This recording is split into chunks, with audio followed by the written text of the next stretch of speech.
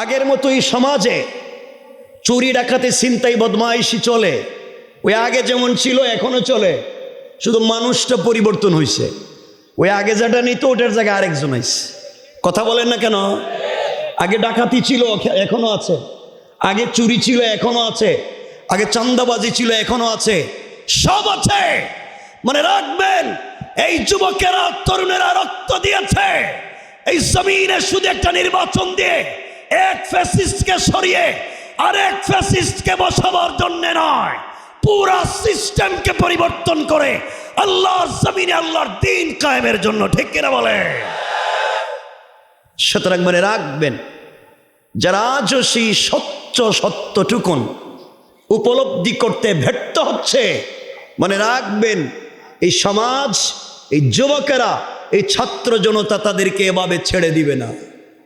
কথা কি বুঝতে পারলেন? এই জন্য খুব মনোযোগ দিয়ে শুনবেন। এভাবে আমরা অল্প অল্প কথা বলবো, কিন্তু আমি বাস্তবিক কিছু কথা বলার চেষ্টা করব।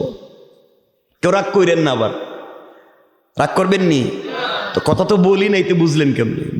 বললেই দেখবেন আপনার বিরুদ্ধে যেতেছে, খারাপ লাগতেছে।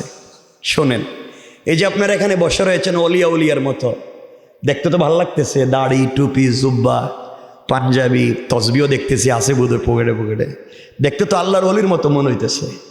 এই ভাব ধরছেন কেরে? এই ভাবভঙ্গি ধরছেন কেন? অলিয়া উলিয়ার মতো কই যেতে চান এই ভাব ধইরা? দেখতে তো ভালো মানুষের মতো মনে হয়, কিন্তু ভিতর তো আল্লাহ জানে কোন জিনিস দিয়ে রাখছে। কথা বলেন না কেন? ভাব ধরলেই জান্নাতে যাওয়া যাবে না। খুব মনোযোগ দিয়ে শুনবেন সামনের কথা বোঝাবার জন্যে। আমার বন্ধুগণ, এই পৃথিবীতে ইসলামকে জিন্দা করতে গিয়ে যুবকেরা জীবন দিয়েছে। মানে রাখবেন, ও জওয়ানেরা, তোমাদেরকে বলছি, মাআজার মুআউযিজ তারাও জীবন দিয়েছে এই দ্বীনের জন্য। সাহাবা তালহা, জুবাইর, হামজা, হানজালা, জাফর, খালিদ ইবনুল ওয়ালিদ, আব্দুল্লাহ বিন রাওয়াহা সবাই জীবন দিয়েছে আল্লাহর জমিনে আল্লাহর দ্বীনের জন্য। প্রয়োজন বোধে আমরা আবারও এই জমিনে দ্বীন জিন্দা করবার জন্য রক্ত দিতে পারি, কিন্তু ৫৬,০০০ বর্গ মাইলে আর কোন বদমাইশ আর সন্ত্রাসকে দেখতে চাই না।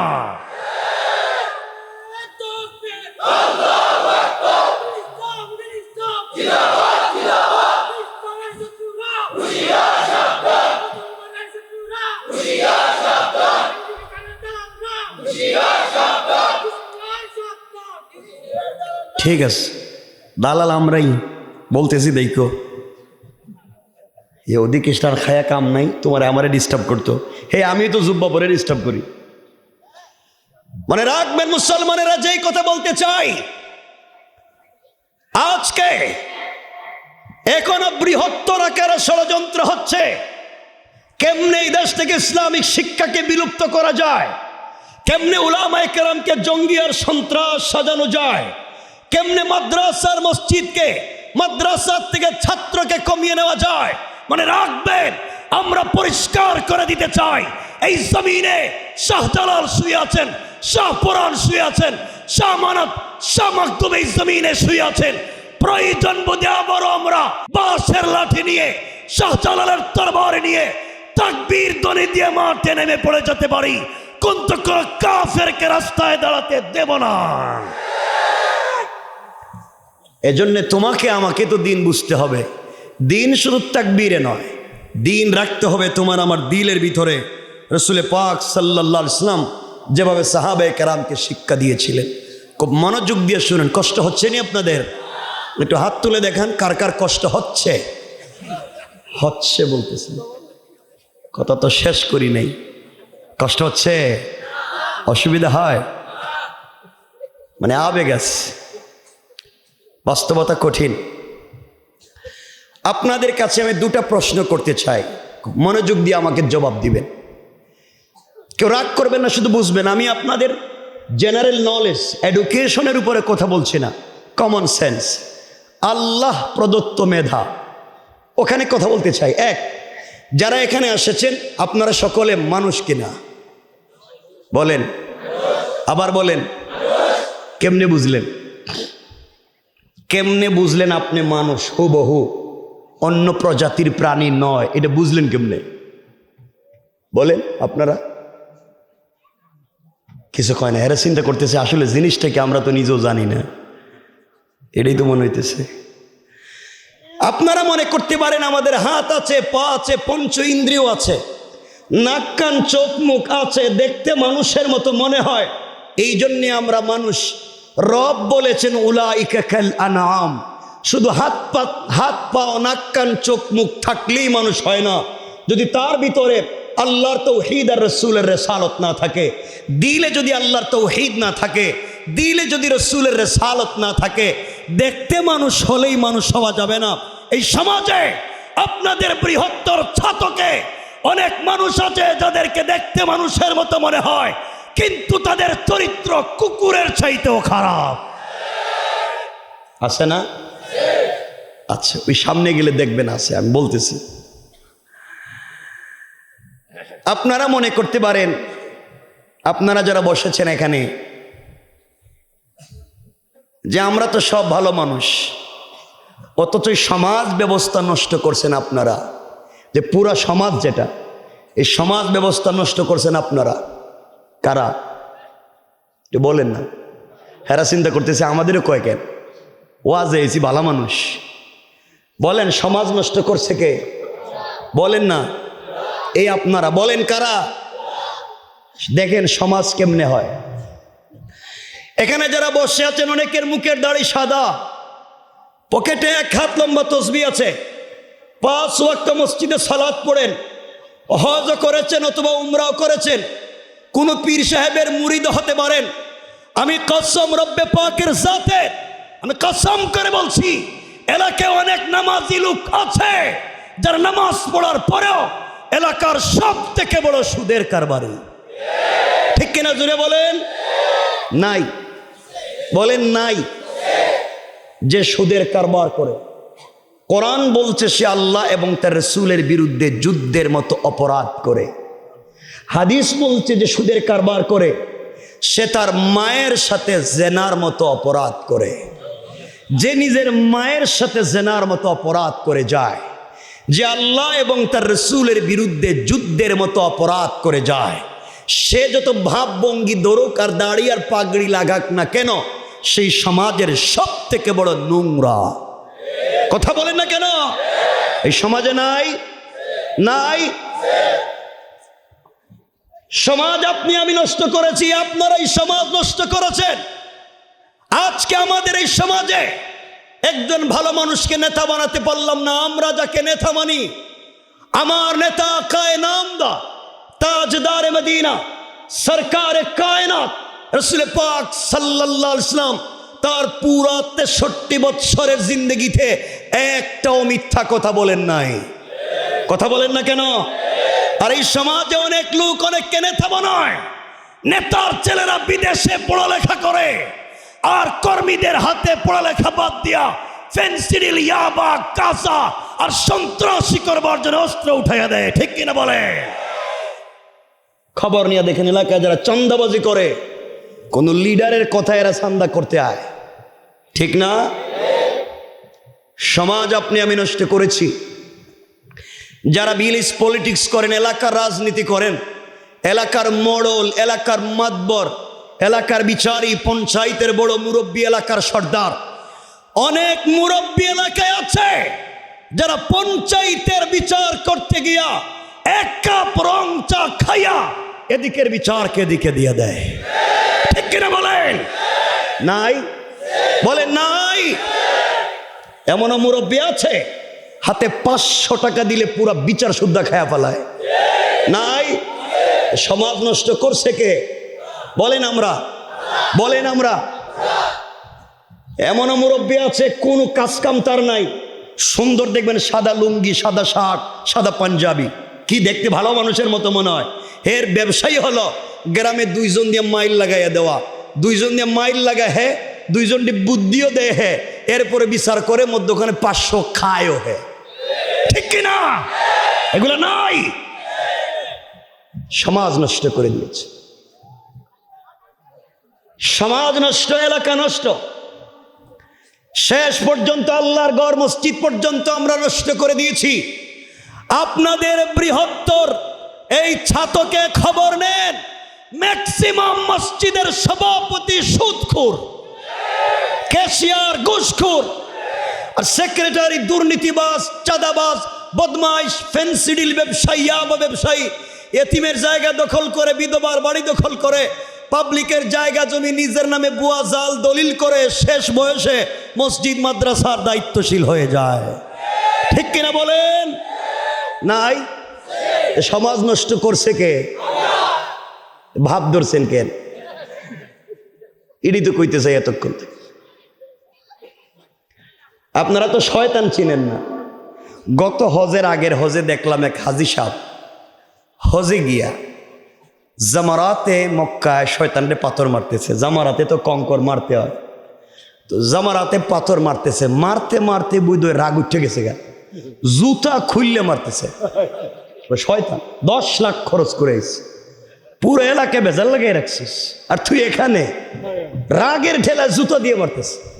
আমি আপনাদের কাছে সবিনয় সম্মানপূর্বক জানতে চাই, 10 লাখ খরচ করে মক্কায় যে শয়তানরে জুতা দিয়ে মারতে গেছিলেন, এই শয়তান জিন্দিগিতে আপনাদের ছাতক এলাকায় সুদের কারবার করছে?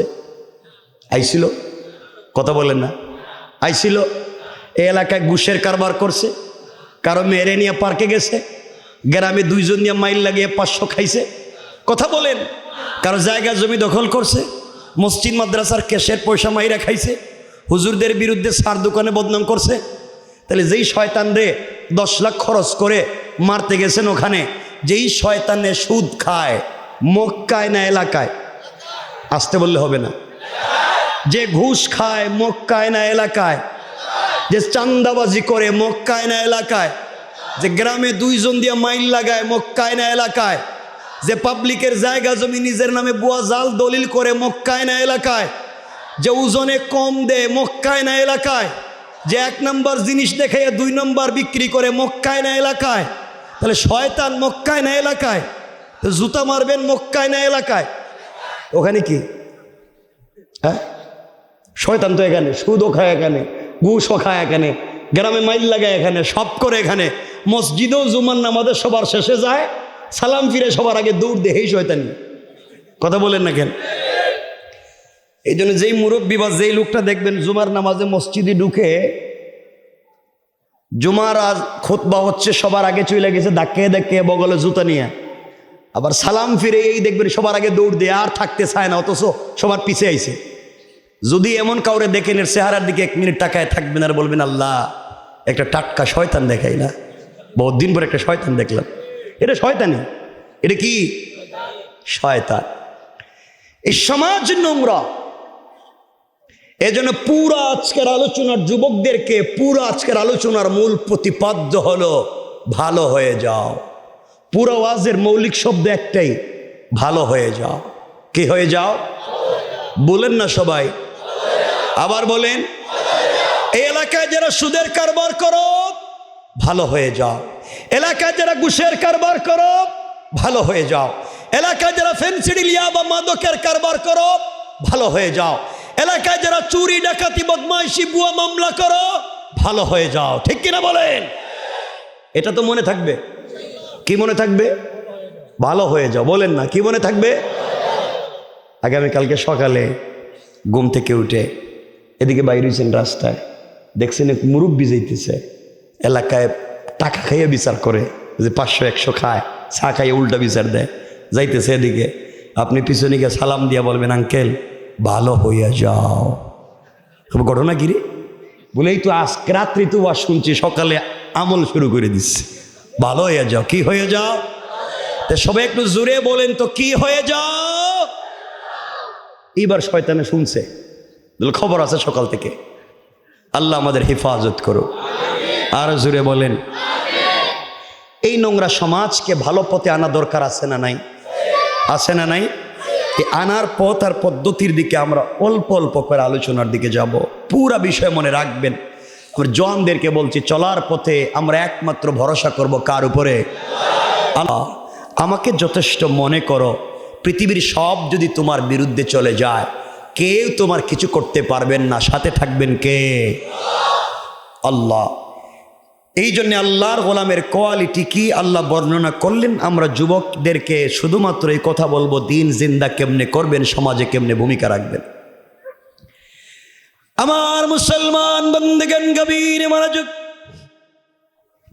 আল্লাহ রাব্বুল ইজ্জত ওয়াল জালাল আখিরি জামানার পয়গম্বর সরকারে কায়নাত, দো জাহানের সরদার নবী রহমত জনাব মুহাম্মদ রাসূলুল্লাহ সাল্লাল্লাহু আলাইহি ওয়াসাল্লামকে আল্লাহ তাআলা জানিয়ে দিয়েছেন, বন্ধু আমার, দুনিয়ার জমিনে যারা আমি আল্লাহর গোলাম দাবি করবে, আশিক রাসূল দাবি করবে, দুনিয়ার জমিনে একজন আল্লাহর গোলামের কোয়ালিটি কি, গুণ কি, কন্ডিশন কি, আল্লাহ রাব্বুল ইজ্জত ওয়াল জালাল কোরআনে কারীমের 19 নম্বর পারা 25 নম্বর সূরা আল ফুরকানের 63 নম্বর আয়াত থেকে এক এক করে বর্ণনা করলেন। আবার আল্লাহ বললেন, ওয়া ইবাদুর রাহমানিল্লাযীনা ইয়ামশুনা আলাল আরদি হাওনা।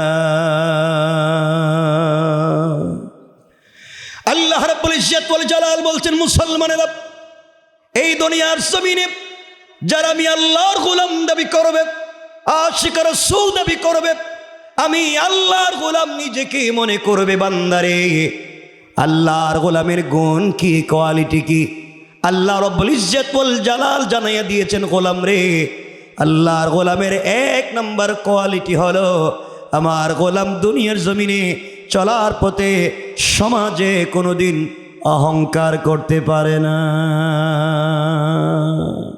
কি করতে পারে না? সবাই বলেন। এই এলাকা আল্লাহ যাদেরকে টাকার মালিক বানিয়েছেন, মিল ফ্যাক্টরির মালিক বানিয়েছেন, শিল্পের মালিক বানিয়েছেন, গাড়ির মালিক, বাড়ির মালিক বানিয়েছেন, আপনি যদি আপনার সম্পদের কারণে দুনিয়ার জমিনে অহংকার করে বসেন, আমার আল্লাহ চাইলে 10 তলা থেকে থাবড়াইয়া গাছতলায় নামাইয়া দিতে আমার আল্লাহর 1 মিনিটও দেরি হবে না। কোন ঠিক কিনা? আর যদি আপনি অহংকার ছেড়ে দিতে পারেন, নিজেকে মাটির সঙ্গে মিশাইয়া দিতে পারেন, নিজের আমিত্বকে বিলীন করে দিতে পারেন, আমার আল্লাহ চাইলে গাছতলা থেকে, বাঁশতলা থেকে কান ধরে 10 তলার মালিক বানাইয়া দিতে আমার আল্লাহর 1 মিনিটও দেরি হবে না। কোন ঠিক না? এই জন্য আল্লাহর গোলামের 1 নম্বর কোয়ালিটি, অহংকার করা যাবে। বলেন না, আপনারা করেননি? কে করেননি?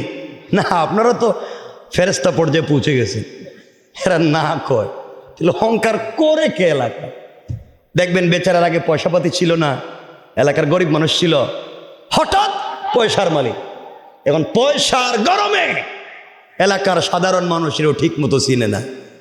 ঠিক কিনা বলেন না? এগুলা সমাজে আছে না নাই? আপনারা চলে এসেছেন, বসে গেছেন, ভালো লাগতেছে, আমি কয়েক মিনিট কথা বলবো, মনোযোগ দিয়ে শুনেন, কাজে লাগবে, কেউ উঠবেন না। একজন যদি উঠেন, আমরা মনে করবো আপনি হেই কামলা, যে আগে যেটা কইছি, ও আপনি সুদ খান, নাহলে ঘুষ খান, নাহলে কারো জায়গা জমি বুয়া জাল দলিল করেন, নাহলে সান্দাবাজি করেন, নাহলে মসজিদ মাদ্রাসার ক্যাশের পয়সা মাইরা খান। আমরা কিন্তু বইলে দিব, উঠলেই বইলে দিব যে যে আপনি হেই কামলা। কথা কি বুঝলেন? একটু সচেতন করতে চাইলাম। আমরাই তো মিলেমিশে কিছু কথা শুনবো ইনশাআল্লাহ। আওয়াজ করে বলে ইনশাআল্লাহ। যুবকদেরকে বলতে চাই, তোমরা বলো এই জমিনে দিন থাকুক, আমরা চাই কি চাই না? এই জমিনে কোরআন জিন্দা হয়ে যাক, আমরা চাই কি চাই না? এই জমিনে আল্লাহর দিন জিন্দা হবে, রসুলে পাকের তরিকা এই জমিনে প্রতিষ্ঠিত হবে, আমরা চাই কি চাই না? যদি প্রতিবাদ হয়, যদি বাধা আসে, যদি জীবন দিতে হয়, যৌবন বিসর্জন করতে হয়, পারবো তো ইনশাআল্লাহ। আওয়াজ করে বলে ইনশাআল্লাহ। আল্লাহ যেন কবুল করেন, জোরে বলেন আমিন। আপনাদেরকে সে পথের দিকে নিয়ে যায়। 2টা কথা বলছি, যুবকরা শোনো, পৃথিবীতে যদি তুমি কিছু করতে চাও, পৃথিবীতে তুমি যদি কিছু করতে চাও, পড়তেই থাকো, শিক্ষা অর্জন করো, কারণ শিক্ষা একজন মানুষকে তার কল্পনার চাইতে অনেক দূর পর্যন্ত নিয়ে যেতে পারে। আমার কথা কি বুঝতে পারলেন? তুমি যদি দিনের বেলা বাদশাহী করতে চাও, রাতের আধারে রবের কদমে সেজদায় পড়ে যাও। রবের কদমে যদি রাত সেজদায় পড়ে থাকতে পারো, রব তোমাকে দিনের বেলায় গোটা দুনিয়ার বাদশাহ বানাইয়া দিতে পারে। ঠিক কিনা? এই জন্য পারবো তো ইনশাআল্লাহ। সে আলোচনার দিকেই তোমাদেরকে নিয়ে যায়। তারিখ ইবনে জারির তাবারিতে লিখেন,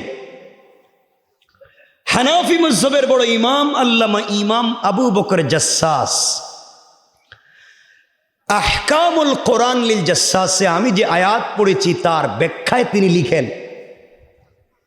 রাসূল পাক সাল্লাল্লাহু আলাইহি ওয়াসাল্লাম এই পৃথিবীতে আগমন করার অনেক দিন আগে ঈসা আলাইহিস সালাম জমিন থেকে আসমানে উঠে যাওয়ার অনেক দিন পরে এই দুনিয়ার জমিনে ইয়ামান দেশের নজরানে এক বেয়াদব বেওকুফ বাদশার জন্ম হলো। ওই বাদশার নাম আশরাফ আলী থানভী বয়ানুল কোরআন দিয়েছেন ইউসুফ জুনওয়াস। এই বাদশা ঘোষণা করল, আমার দেশে কেউ তাওহীদের দাওয়াত দিতে পারবে না, আমার দেশে কেউ রিসালতের কথা বলতে পারবে না। যেই ব্যক্তি তাওহীদ আর রিসালতের দাওয়াত দিবে তার মৃত্যুদণ্ড। নাউজুবিল্লাহ। এটা কালকে কইেন, সবাই জুড়ে বলেন। মনে রাখবেন কথা, দ্বীনের দাওয়াত দিলে হয়তো ফাঁসি, নচেত দেশ ছাড়তে হবে। আজ থেকে 2-4 মাস আগেও এই দেশে যাদের কোটি কোটি টাকার বাড়ি ছিল, কোটি টাকা দামের গাড়ি ছিল, সম্পদের অভাব নাই, তাদের একটা আঙ্গুলও বাঁকা করার শক্তি কারো ছিল না। ছাত্র জনতা তাদেরকে এইভাবে তাড়িয়ে দিয়েছে, ঘর বাড়ি ফেলে দিয়ে বন জঙ্গলে থাকবার মতো জায়গা পায় নাই।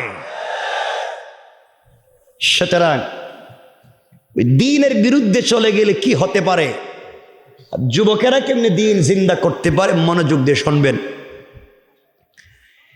এই বাদশা যখন ঘোষণা করে সংসদে আইন পাশ করলো, এই দেশে আর তাওহীদ চলবে না, রিসালত চলবে না। এইভাবে চলতে চলতে 2 যুগ চলে গেল। 2 যুগে 12 বছর। কত বছর? 12 কইলেন তো? আমি যেটা কইতেছি এটাই কই দেখি, সচেতন থাকতে হবে। 2 যুগে 12 না 24?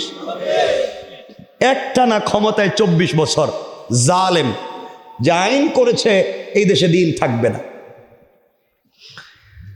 বাদশা চিন্তা করলো, আমি যদি মরে যাই, আমি মরে গেলে যদি কোনোভাবে যাদেরকে এই দেশে দ্বীন জিন্দা করতে দিলাম না, তাওহীদ আর রিসালতের দাওয়াত দিলাম না, যদি তাদের হাতে ক্ষমতা যায়, তাহলে আমাকে আমার পরিবার সব ব্রাশ ফায়ার করে দিবে। ঠিক না? যে কাজ করছি আমি।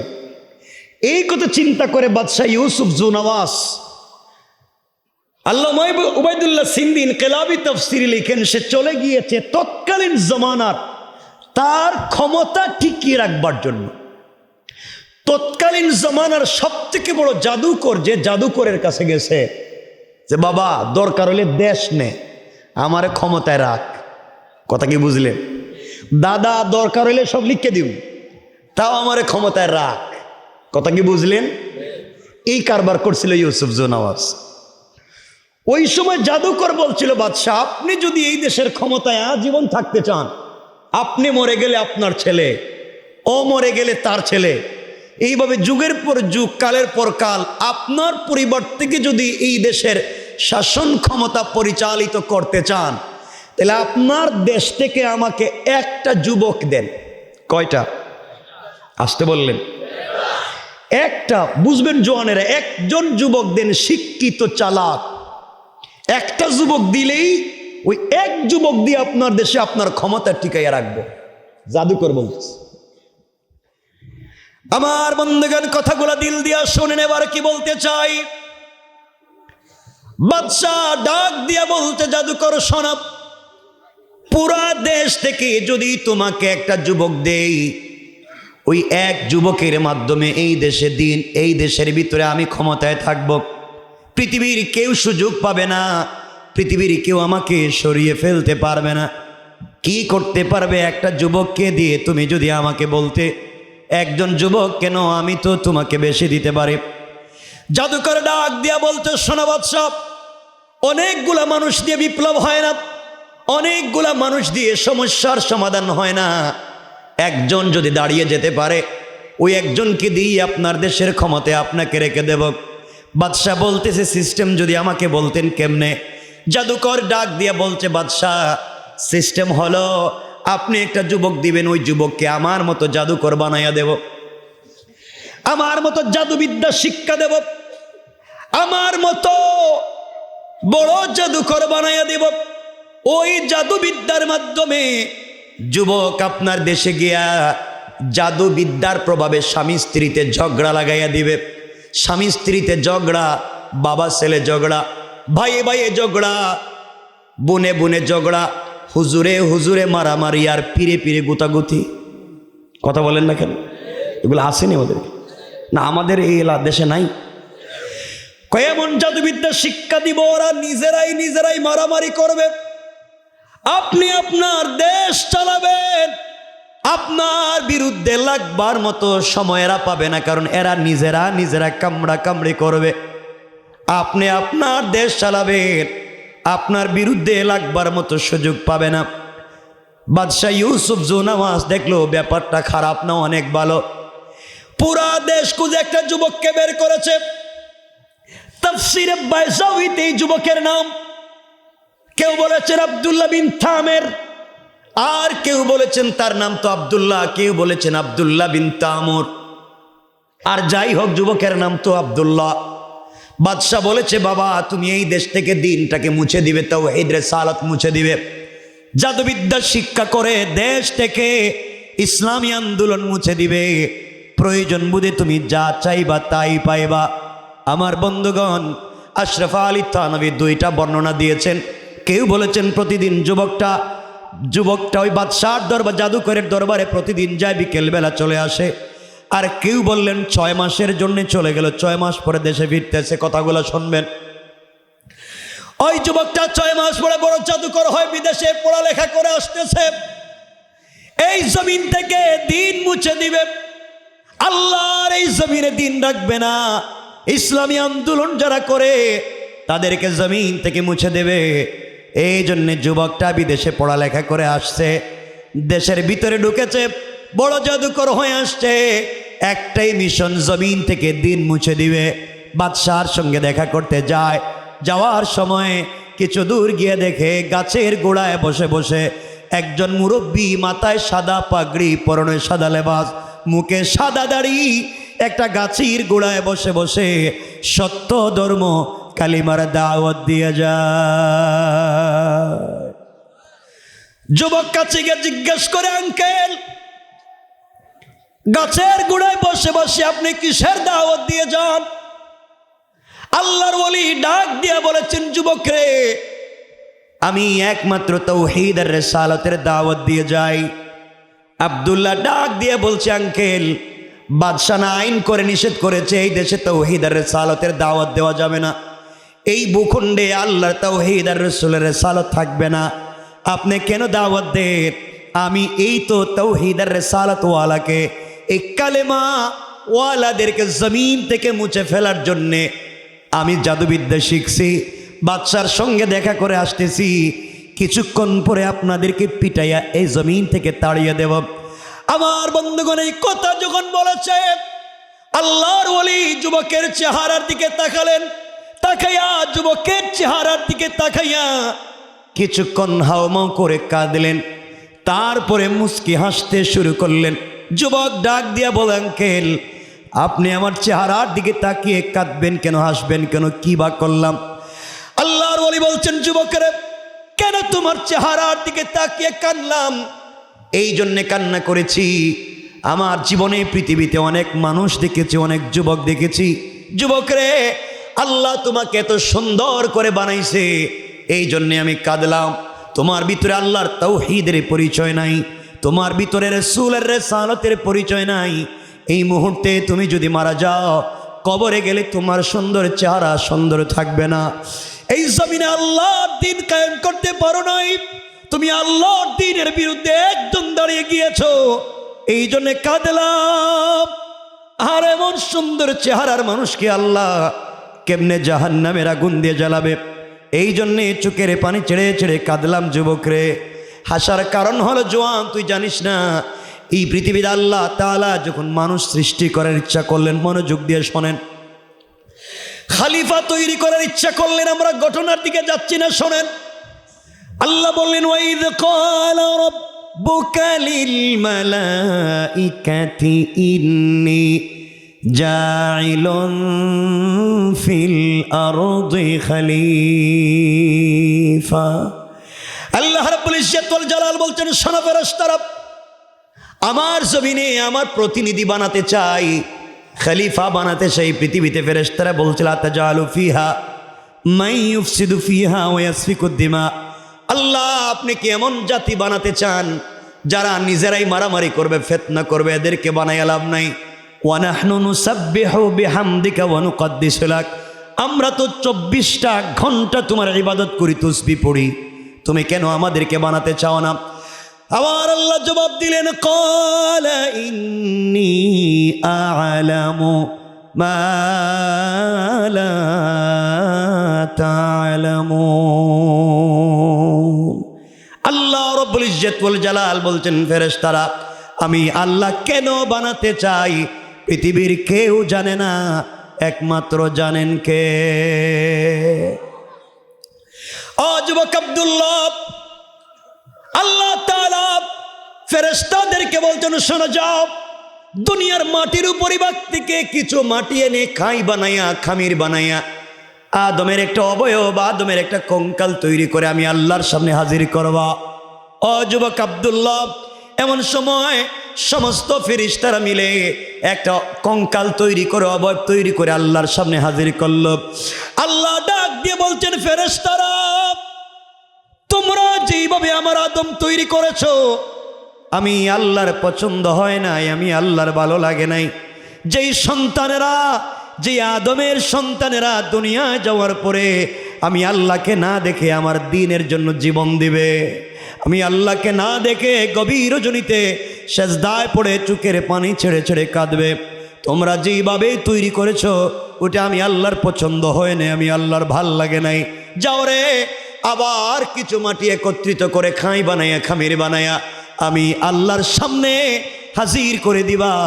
এই মুহূর্তে আমি আল্লাহ আমার কুদরতের হাত মুবারক লাগাইয়া দুনিয়ার জমিনে আদম বানাতে চাই। পড়েন সুবহানাল্লাহ। ও যুবক আব্দুল্লাহ,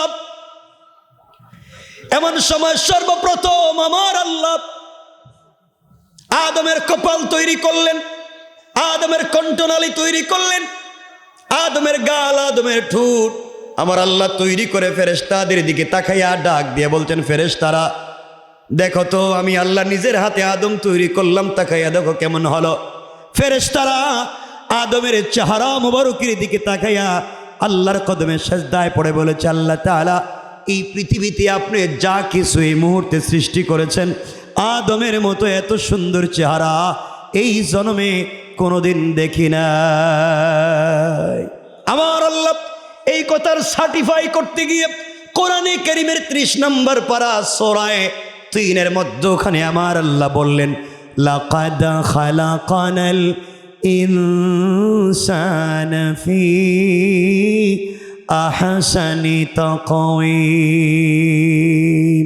আমার আল্লাহ জানাইয়া দিলেন, শোনো রে, এই পৃথিবীতে মানব আকৃতিকে যত চমৎকার করে আমি আল্লাহ তৈরি করেছি, এই সৃষ্টির মধ্যে এত সুন্দর করে আর কোনো জিনিস বানাই নাই।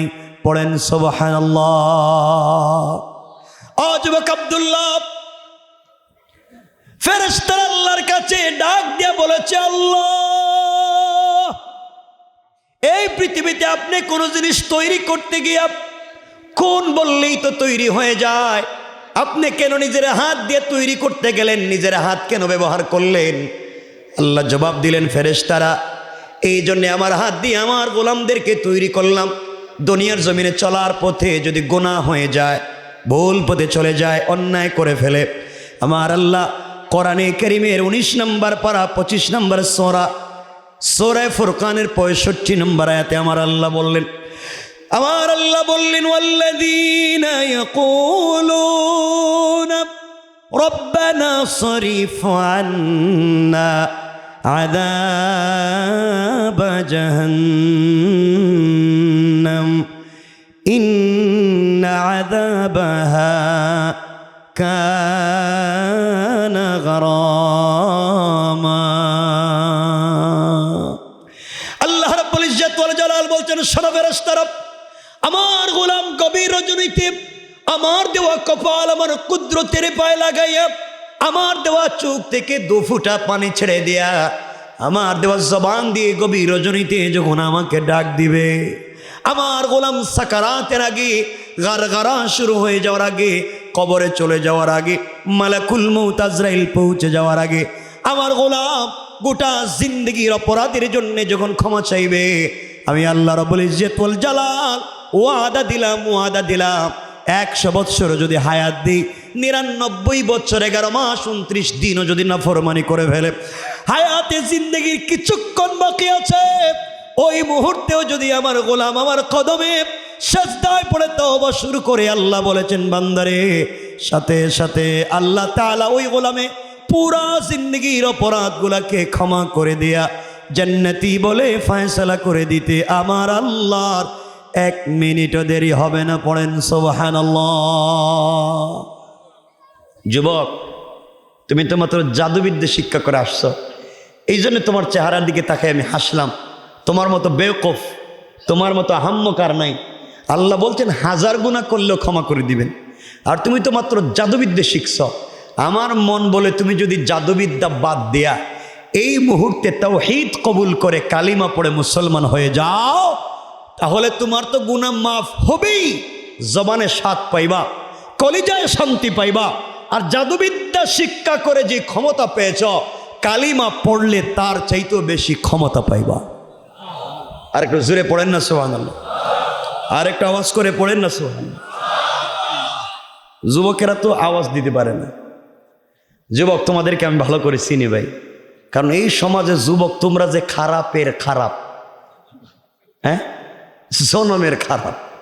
আজকালকে দেখবেন অনেক জোয়ান আছে এখানে, এই তো তুমি এই দেখেন না, তোমার দেখাইলাম, এই যে চুল কাটছে, বাংলা লিঙ্ক কাটিং, মানে এখানে নাই ওখানে নাই ওখানে নাই, সব কাটটা খালি করে দিছে, মাঝখানে রেখে দিছে, মনে সাইটি দিয়ে ছাগলে ঘাস খাইছে আর মাঝখানে জমা করে থুইছে।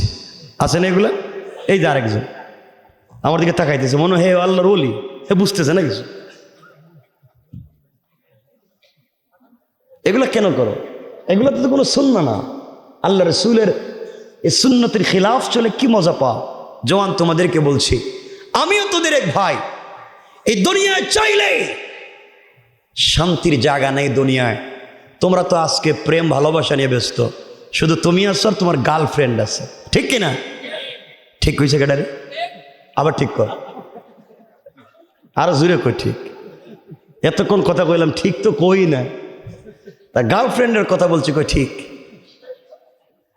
জওয়ান, তুমি প্রেম করো, আমিও তো প্রেম করি, তুমি ভুল জায়গায় প্রেম করো। যুবক, তোদেরকে বলছি, আমি তোমাদের ভাই। শোনো, তুমি যার সাথে প্রেম করো, তোমার প্রেমিকা, তোমার গার্লফ্রেন্ড হয়তো খুব স্মার্ট, হয়তো বিউটিফুল, তার চেহারা এক্সট্রা অর্ডিনারি করা, বিউটিফাই করা, খুব চমৎকার করে সে টেলিফোনে কথা বলে। সে যখন তোমার টেলিফোন দেয় তখন বাতের প্লেট ফালাইয়া কুত্তার মতো দৌড় দাও, ঠিক নি? আবার ঠিক কর, আবার ঠিক কর, যায় যে।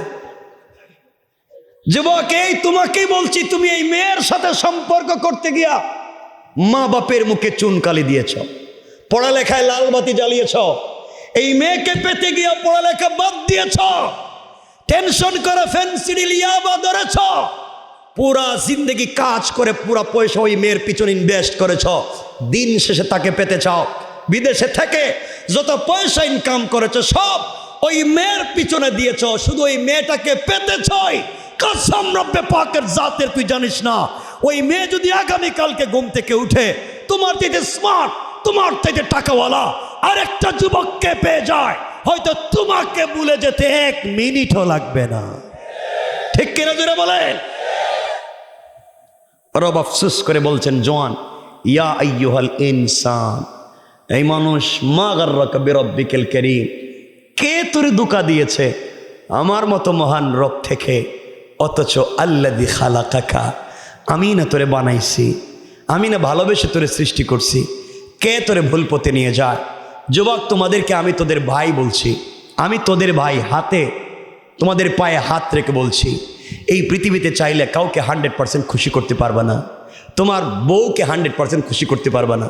পুরা জিন্দেগি দেও, একদিন ঠিক মতো দিতে পারো না, স্ত্রী বলবে 20 বছর সংসার করছিলাম, কোন দিন দিছ? কথা বলেন না কেন? ভাই বোন বলবে ভাই বিদেশে গেছে, যাওয়ার পরে এখন আমাদের কথা আর তার মনে নাই, এখন তো হে পয়সার মালিক, আমাদেরকে চিনেই না। ঠিক কিনা? অথচ তুমি তাদের জন্য গাদার মতো রাত দিন কষ্ট করো। মা বাপ তোমার কাছে কোনো জিনিস চাইছে, তাদেরকে তুমি ঠিক মতো দিতে পারো নাই। এই মা বাপ বলবে সন্তান বাহিরে গিয়ে আমাদেরকে ভুলে গেছে।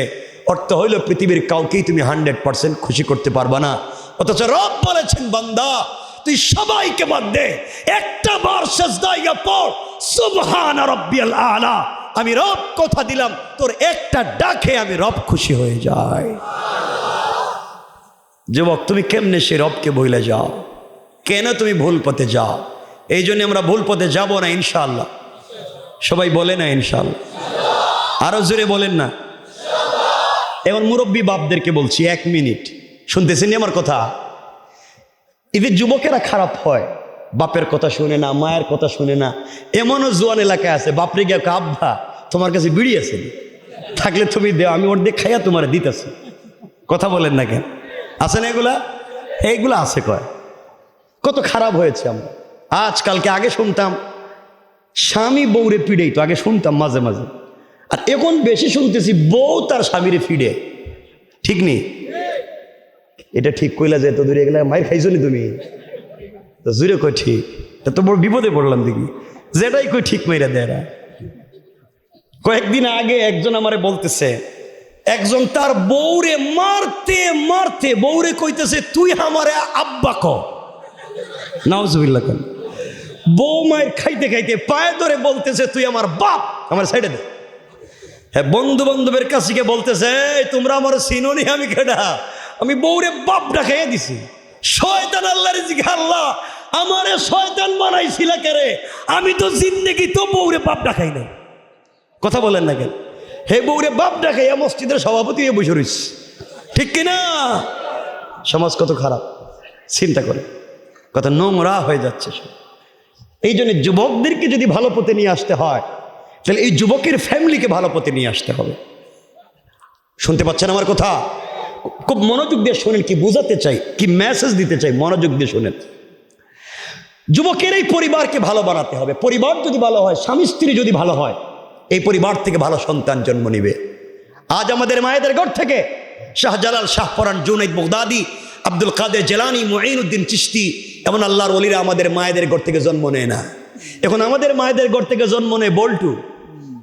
বল্টু হ্যাঁ, সেই সান্দা দেও। কথা বলেন নাকি? ভালো হয় না। কারণ ভালো হবে কেমনে? আম্মা জান খাদিজাতুল কুবরা, রাসূল পাক সাল্লাল্লাহু আলাইহি ওয়াসাল্লাম, স্বামী স্ত্রীর কেমিস্ট্রি চমৎকার ছিল, তাদের সম্পর্ক ভালো ছিল। আল্লাহ তাদের ঘর থেকে জন্ম দিয়েছেন হযরতে ফাতেমা। হযরতে ফাতেমা, হযরতে আলী, স্বামী স্ত্রী সম্পর্ক কত ভালো ছিল। আল্লাহ তাদের ঘর থেকে জন্ম দিলেন হযরতে হাসান, হযরতে হুসাইন। পড়েন না সুবহানাল্লাহ। কত চমৎকার যুবকদেরকে জন্ম দিলেন। আমাদের মায়েরা দিতে পারে না। এই জন্য পরিবারকে সুন্দর করা দরকার আছে না নাই? আসতে বলবেন না, জোরে বলেন, আরো জোরে বলেন, আছে না নাই? এই জন্যে পরিবারকে সুন্দর করবার জন্য প্রথম মেডিসিন, প্রথম যে কাজটা রাসূল পাক বলে দিয়েছেন, স্বামী স্ত্রীর সম্পর্ক চমৎকার করতে হবে। আজকে স্বামী স্ত্রীতে সম্পর্ক নাই। আমার রাসূল এবং খাদিজা, আয়েশা এবং খাদিজা, রাসূল পাক কত চমৎকার সম্পর্ক ছিল, আমাদের ঘরে এগুলো নাই। আম্মা জান আয়েশা বলেন, আমাদের ঘরে একটা, এক বালিশ, এক কম্বল, এক পেয়ালা, এক প্লেট, সব একটা, কিন্তু 2 জন মানুষ থাকতাম। আমাদের ঘরে ওয়াইড নেই, আলমারি নেই, আর কোলার নাই, এয়ার কন্ডিশন নাই, টাইলস নাই, সিরামিক নাই, কিন্তু মোহাব্বত আর ভালোবাসায় ঘরটা ছিল ভরা। সুবহানাল্লাহ বললেন না? কোন থাকে এটা আমার জামাই, ঠিক কিনা? এটা ঠিক কইছো কেন রে বাবা? এটাই চলতে আছে সমাজ। এই জন্যে এটাকে দূর করতে হবে। স্বামী স্ত্রী একই বিছানায় ঘুমায়, দেখবেন, আমি জানি না আপনাদের এলাকায় ঘুমায়নি, আলাদা আলাদা ঘুমাইতে পারে। স্বামী স্ত্রী একই বিছানায় ঘুমায়, একই বেডে ঘুমায়। বউ পশ্চিম দিকে মুখ দিয়া আর স্বামী পূর্ব দিকে মুখ দিয়া, মানে একজন দক্ষিণ দিকে একজন উত্তর দিকে মুখ দিয়ে ঘুমায়, আর মধ্যখানে ব্যারিকেড দিয়ে কুল বালিশ দিয়া। কয়টা ইউক্রেন, এটা রাশিয়া, আর বর্ডার হইল কুল বালিশ। এটা ক্রস করা যাবে না। তাহলে তো এই পরিবারে শান্তির আশা করা যায় না, এই পরিবার নষ্ট হয়ে যাবে। স্ত্রী যেই দিন খুব সুন্দর করে মেকআপ করে, বিউটিফাই করে, লিপস্টিক দেয়, চমৎকার করে সাজগুজ করে, ওই দিন স্বামীর কাছে যায় না, ওই দিন রাস্তায় যায়, বাইরে যায়, মার্কেটে যায়। আর স্বামীর কাছে যেদিন যায় এদিন বস্তার মতো কাপড় পরে বসে থাকে, ঠিক না? মোহাব্বত নেই, এই জন্য পরিবার সুন্দর হচ্ছে না। এই জন্য পরিবারকে সুন্দর করেন, যুবকেরা ভালো হয়ে যাবে। এই জন্য আজকের থেকে পরিবারকে সুন্দর করতে গেলে আমার যেন আয়েশা সামাইল তিরমিজিতে বলছেন, আমার যেন আয়েশা বলেন, রাসূল পাক ইসলাম যখন ঘরে আসতেন, আমার যেন আয়েশা বলেন, আল্লাহে আমি প্রতিদিন চেষ্টা করতাম নবীজিকে আগে সালাম দিব, আমার স্বামীকে আমি আগে সালাম দিব, কিন্তু আল্লাহে, আল্লাহর জাত ও সিফাতের শপথ, আমি আমার জীবনে আমার স্বামীকে আগে সালাম দিতে পারি নাই। বরং রাসূল পাক ঘরে আসার অনেক দূরে থাকতে আমাকে সালাম দিতেন। হ্যাঁ, সুবহানাল্লাহ, এটা আস্তে কই লইব। রাসূল পাক বিশ্বনবী তার স্ত্রীকে আগে সালাম দিয়েছেন, তো আপনারা পারবেন না? কিছু কয় না, বলেন না ইনশাআল্লাহ। এই যে বাচ্চা ইনশাল্লাহ কইতেছে, তোর বয়স কত, 4 বছর হইব না? হ্যাঁ, কই ইনশাল্লাহ। তো বিয়েই করতে আরো 30 বছর লাগবে। বাপরে বুঝাইতেছে, এই বাপ ইনশাল্লাহ কয় না। হ্যাঁ, কই ইনশাল্লাহ। আমি বুঝাই কারে আর কয়ে খে, বলেন জোরে বলেন ইনশাল্লাহ। সালাম দিবেন তো ইনশাল্লাহ। এই যে মুরব্বী যারা বসছে, এই দেখেন, এরা আমার দিকে তাকায় তাকে হাসতেছে। এরা কইতেছে, রে বাবা তুমি যে ওয়াজ শুরু করছো, বউরে সালাম দিতাম, 50 বছর গেছে গা, সালাম দিতাম না। আজকে যদি সালাম দিই, বউ মনে করবো বুইড়ে কোন কাম ঘটাইছে, আর আমার সালাম দিয়ে একটু ভাব করতেছে। তো যাই মনে করো, আমি কে কি মনে করলো এটা জানতে চাই না। আমি জানতে চাই আপনি পরিবারকে সুন্দর করে সালাম দিবেন ইনশাল্লাহ। বলেন ইনশাল্লাহ দিবেন তো? আজকে ওয়াজ শেষ করে বাড়িতে গিয়া ঘরের দরজায় দাঁড়াই, হাদিসটা বলে দিই, মেশকাত বাবু তিব্বে ও রেকাক, ডাক্তার এবং ডাক্তারি। নবীজি বলেছেন, যেই করে স্বামী স্ত্রীকে, স্ত্রী স্বামীকে মোহাব্বত করে আদর করে আওয়াজ করে সালাম দিবে। আল্লাহ রসুল বলেছেন, আল্লাহ তার হার্ট, কিডনি, লাঞ্চ এবং লিভারে যদি কোনো রোগ থাকে তা থেকেও মুক্ত করে দিবেন। দারা কুতনি আনাস ইবনে মালিক আল আনসারী রওয়ায়াত করে রাসূল পাক বলছেন, স্বামী স্ত্রীকে, স্ত্রী স্বামীকে যদি সালাম করে, আল্লাহ 1 থেকে 300টা বারাকাতের দরওয়াজা খুলে দিবেন। তাহলে দিবেন তো? সবাই বলেন না। আওয়াজে মনে হয় কেউ বিয়া করে নাই। হ্যাঁ, সবাই বছরে বছরে এক একটা করে বাচ্চা সাপ্লাই দেয়, এটা মেশিন তো। সালাম দিতে পারেন, সালাম দিবেন আজকে ইনশাল্লাহ। আজকে বাসায় গিয়ে ঘরের দরজায় দাঁড়িয়ে বলবেন, স্ত্রী আসসালামু আলাইকুম ওয়া রাহমাতুল্লাহ। বউ কইব, মা এরে কি বুতে ধরল আজকে, প্রতিদিন ঘরে আসে আমারে ফিরে, আজকে দেখি সালাম দে। যাই মনে করুক, আপনি সালাম দিবেন, এটাই শেষ কথা। কিছু কয় না এরা ইনশাল্লাহটা কন না, আর একটু জোরে কন না ইনশাল্লাহ। দেখেন, আমার হাতে কিন্তু সময় আছে, বিষয় থেকে অন্যদিকে যাইতে চাই না।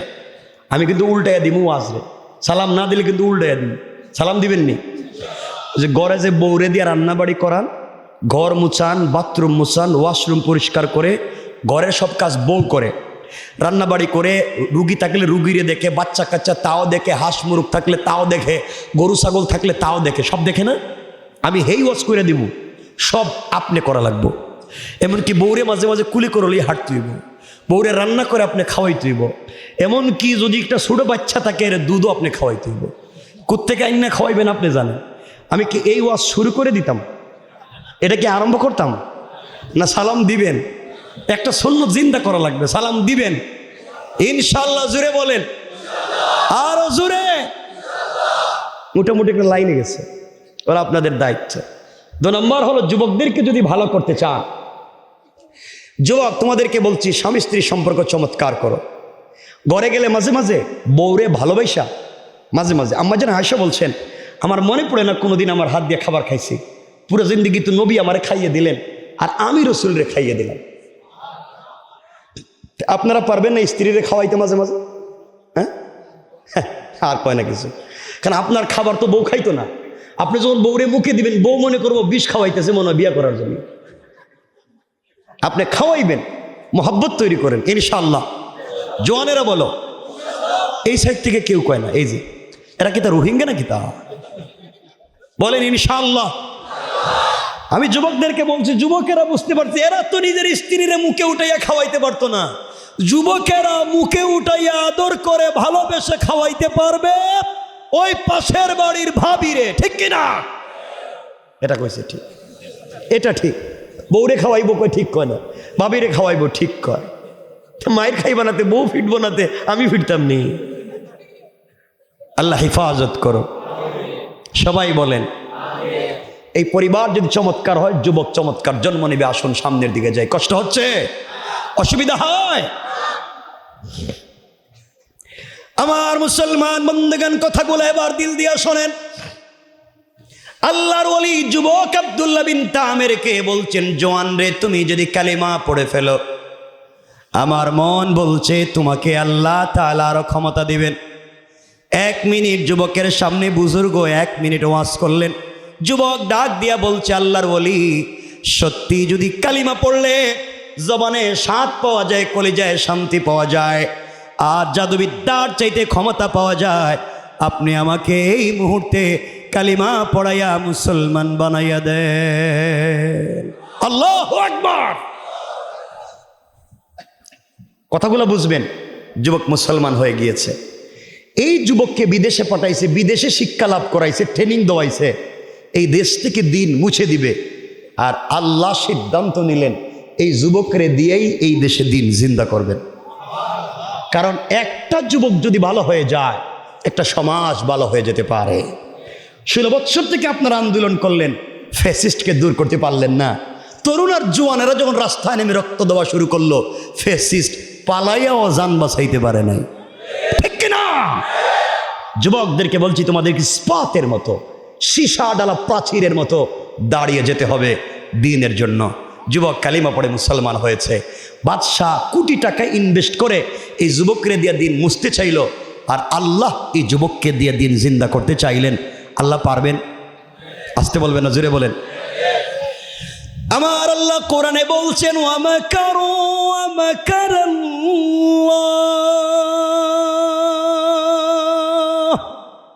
ওয়াল্লাহু খায়রুল মাকিরিন। আল্লাহ বলছেন, কিসের তোমরা ষড়যন্ত্র কৌশল করো? আমার আল্লাহ হচ্ছেন এই পৃথিবীর শ্রেষ্ঠ কুশলী। ও বাচ্চা, তুমি যুবককে দিয়ে দিন মুছতে চাইছো, আর আমি এই যুবককে দিয়ে এই দিন জিন্দা করতে চাই। আল্লাহু আকবার। যুবকেরা দেখো কেমন জোয়ান দিন জিন্দা করে, কালিমা পড়ে মুসলমান হয়েছে।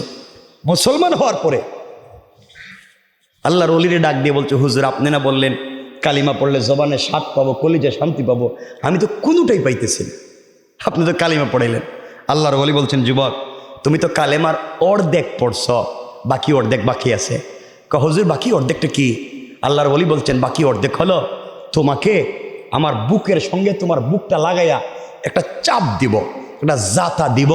কারণ ইলম এইটা কিতাব পড়লেই পাওয়া যায় না, কিতাব পড়লেই বড় আলেম হওয়া যায় না। ইলম সিনাদের সিনা, ইলম হচ্ছে এক সিনার থেকে আরেক সিনায় যায়। তিনি বলছেন, যুবক তোরে আমার বুকের সঙ্গে বুক লাগায় চাপ দিলেই বুঝতে পারবে। রসুল পাককে তো জিবরিল এসে বলছেন ইকরা, রসুল বলছেন আমি পড়তে পারি না। আবার বলছেন ইকরা, আমি পড়তে জানি না। আবার বলছেন ইকরা, আমি তো পড়তে পারি না। জিবরিল আমিন আল্লাহকে বলছেন, আল্লাহ এত বিশাল কোরআন কার কাছে দিলেন? ইকরা বলতে পারে না। আল্লাহ বলছেন, জিবরাইল রে আমার বন্ধুর কষ্ট দিস না, ও তো আমার হাবিব, কলিজার টুকরা বন্ধু, কষ্ট দিস না। বন্ধুর বুকের সঙ্গে তোর বুকটা লাগাইয়া একটা চাপ দে, পুরা হিকমা, পুরা দ্বীন, পুরা কোরআন আমার বন্ধুর সিনার ভিতরে নাজিল করে দেওয়ার দায়িত্ব আমি রব নিয়ে নিলাম। আল্লাহর ওলি যুবককে বুকের সঙ্গে জড়িয়ে ধরলেন, আর চোখের পানি ছেড়ে আল্লাহকে ডাক দিয়া বলছেন, আল্লাহ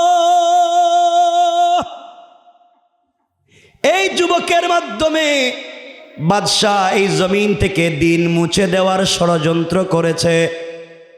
আয় আল্লাহ, আমি তো এই যুবকের জবানে কালিমা চালু করে দিছি। আল্লাহ, এই জমিনে দিন জিন্দা করার জন্য একজন শিক্ষিত যুবকের পর দরকার। আমি এই যুবকের জবানে কালিমা চালু করে দিলাম। আল্লাহ, তার বুকের সঙ্গে বুকটা লাগাইয়া চাপ দিলাম। তার ভিতর থেকে কুফুরি, নিফাকি, শিরকি, বিদাতি দূর করে তোমার পরিচয় দিয়া, তোমার ইলমে মারিফাতের পরিচয় দিয়া তারে ভরপুর করে দাও। এই যুবককে দিয়ে এই দেশে দিন জিন্দা করা লাগবে। আয় আল্লাহ, আমি চাইলে সংসদে গিয়ে দিনের আন্দোলন করতে পারবো না। এই যুবকটাকে তো বাদশাহী পাঠাইছিল, হিকমত করলে তো যুবককে দিয়ে এই সংসদে দিন পৌঁছে দেওয়া যায়। আল্লাহ, আপনি কি যুবকের দিল থেকে কুফরি দূর করতে পারেন না? এইভাবে যখন চোখের পানি ছেড়ে ছেড়ে আল্লাহর ওলি কান্দে, যুবক চিৎকার করে ডাক দিয়ে বলেছে, আল্লাহর ওলি, কসম রব্বে পাকের জাতের, আপনি আমাকে ছেড়ে দেন। আপনার একটা চাপে পরিষ্কার যেন এই মুহূর্তে আল্লাহর আরশ পর্যন্ত দেখা যায়। আল্লাহু আকবার, আমাকে ছেড়ে দেন। আল্লাহর ওলি যুবকটাকে ছেড়ে দিলেন। আল্লামা জারুল্লাহ জামাখশরী তাফসীরে কাশফে লিখেন, যুবক এবার বলতেছে, হুজুর আমার তো ভাল লাগতেছে, কেন জানি এখন আল্লাহর নাম নিলে জমানে স্বাদ পাই, কলিজায় শান্তি পাই। হুজুর, আমি এত কোটি টাকার মালিক হইয়া, জাদুবিদ্যা শিক্ষা কইরা যে মনে একটা প্রশান্তি পাইলাম না, এখন দেখি কালিমা পড়লেই মজা লাগে। আল্লাহু আকবার। হুজুর, আপনি আমাকে অনুমতি দিলে, বাদশাহ আমাকে দিয়ে দেশ থেকে দিন মুছতে চাইছিল, আর আমি সিদ্ধান্ত নিলাম আপনি আমার লিডার আর আমি একজন আপনার কর্মী, আমি আপনাকে নিয়েই এই দেশে দিন জিন্দা করব। বাদশাহ চাইছিল দিন মুছতে, আর আল্লাহ চাইছেন এই যুবকরে দিয়ে দিন জিন্দা করতে। আল্লাহ পারবেন? যুবকেরা বলে পারবেন? আমার আল্লাহ কোরআনে বলছেন, ইন্না কাইদাশ শাইতানি কানা দাঈফা। আল্লাহ বলছেন, তোমরা কিসের কৌশল করো? তোমাদের সকল ষড়যন্ত্রের কৌশল আমার আল্লাহর কাছে মশা মাছির গড়ের চাইতে আর দুর্বল। পড়েন সুবহান। কষ্ট হচ্ছে? সামনে কয়েক মিনিট। যুবক বলতেছে, হুজুর তাহলে বাড়ি থেকে আসি। আল্লাহর ওলি বলছেন, বাড়ি থেকে আসো, আমরা দ্বীনের দাওয়াত দিব।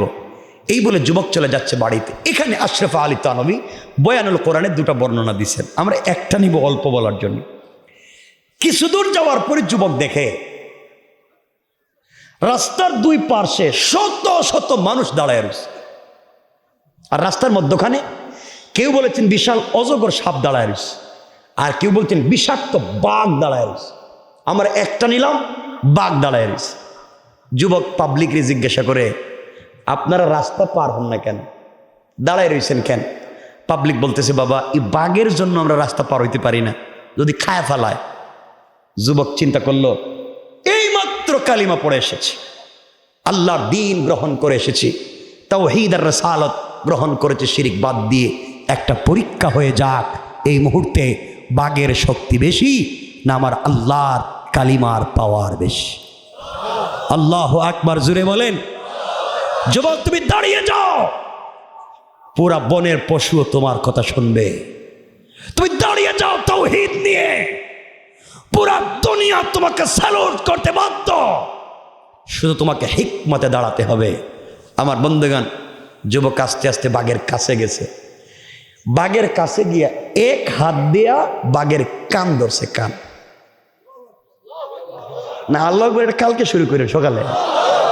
আপনাদের আওয়াজে মনে হইতেছে ছাতকের মানুষ কি 2-4টা করে বাঘ পালতাছে নাকি?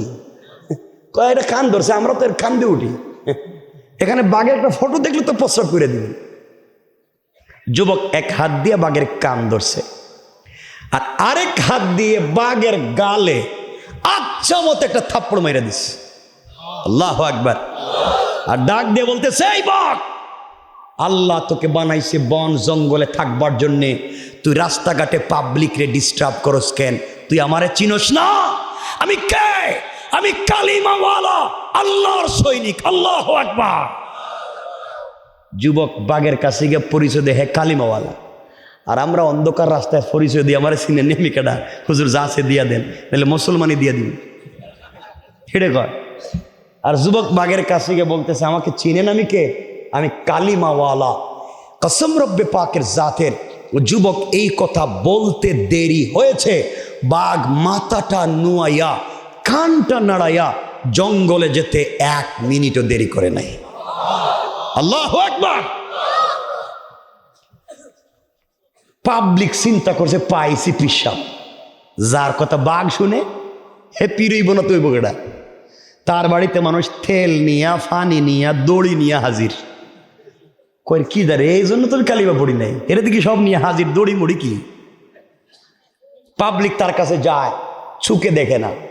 যুবক চুকে হাত দেয়, সাথে সাথে চোখ ভালো হয়ে যায়। কারো পা ভাঙ্গা, যুবক পায়ে হাত দেয়, সাথে সাথে পা ভালো হয়ে যায়। যুবক চিন্তা করলো, এইভাবে যদি আমাদের নাজরানের কানা, ল্যাংরা, লুলা, আতুর, দের বেটারি সব আইতে থাকে আমার বাড়িতে, আমি দোয়া করে দিলাম সব ভালোই চলে যাইব, একটাও কালিমা পড়তো না। সুতরাং হিকমতের দরকার যুবক, দেখো দিন জিদ্দার জন্য। যুবককে এবার বলতেছে, যে যে সমস্যা নিয়ে আসবেন আমার কাছে, সমস্যার সমাধান যদি পেতে চান, আগে কালিমা পড়ে মুসলমান হইতে হবে। আর একটু জোরে পড়েন না, এ তো মানুষের এই আওয়াজ হয়, একটু জোরে পড়েন না। এই তো হইছে, এতক্ষণ কন না কেন? কষ্ট হচ্ছে মনে, প্রস্রাবে ধরছে, ডায়াবেটিস নীল হইছে, কয়েক মিনিট ভাই আসুনি, আমি কি রেখে দিব, কেউ আসেনি কেন? কষ্ট হচ্ছে, অসুবিধা হয়, মনোযোগ দিয়ে শোনেন কি বলতে চাই, মনোযোগ দেন। হয়তোবা তোমার আমার দিনের পরিবর্তন আসতে পারে আজকের কথা, খুব মনোযোগ দেন। এই সময় যুবকেরই খবরটা আস্তে আস্তে বাদশাহ ইউসুফ জু নওয়াজের মন্ত্রণালয়ে পৌঁছে গেছে যে আমাদের দেশে একটা যুবক আছে, কানা লুকরেও ভালো করে দেয়।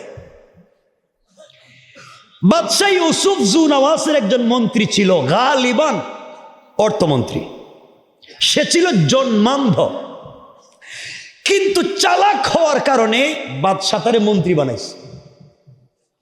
ও যখন শুনতে পারছে কানা লুকরে ভালো করে দেওয়ার মতো লোক আছে, হে হাদিয়া তোহফা নিয়া এক দল নিয়া এই যুবকের বাড়িতে হাজির। যুবক তাকাইয়া দেখি কি তারে, এটা দিকে আমাদের দেশের অর্থমন্ত্রী, এই তো বিদেশে টাকা পাচার করছে, এই তো আমার কাছে টাকা পাঠাইছে বিদেশে শয়তানি শিক্ষার জন্য, এ আমার কাছে আসে কেন? কিন্তু মন্ত্রী তোর চৌকে দেখে না। আবদুল্লাহর কাছে এসে মন্ত্রী বলে, বাবা তোমার নাম তো আর আমি জানি না, তোমার দেখতেও পাই না, শুনছি তুমি নাকি কানা লোকরে চোখ দিতে পারো, চোখের আলো দিতে পারো। আমি তো মন্ত্রী চৌকে দেখি না, তুমি যদি আমার চৌকের আলো ফিরিয়ে দিতে পারো, যা নিয়ে আসছি সব তোমাকে হাদিয়া করে দেব। আবদুল্লাহ বলতেছে, মন্ত্রী সাহেব আমি তো চোখ ভালো করে দিতে পারি না, চোখ ভালো করে দিতে পারেন একমাত্র আমার আল্লাহ। আল্লাহু আকবার। প্রায় 30 বছর পরে মন্ত্রী যখন আল্লাহর নাম শুনছে কাঁপে উঠছে। কারণ কিছু লোক দেখবেন তকবীরের নাম শুনলি কাঁপে, কথা বলেন না কেন? মনে রাখবেন যুবকেরা, আমরা যাদেরকে অনুসরণ করি তারা যুদ্ধের ময়দানে তাকবীর ধ্বনি দিয়ে কাফেরদের সামনে বিজয় এনেছেন। আমরাও যদি মাঠে তাকবীর দিয়ে নেমে পড়ি, এই দেশে কোনো কাফের বেঁচে থাকতে পারে না।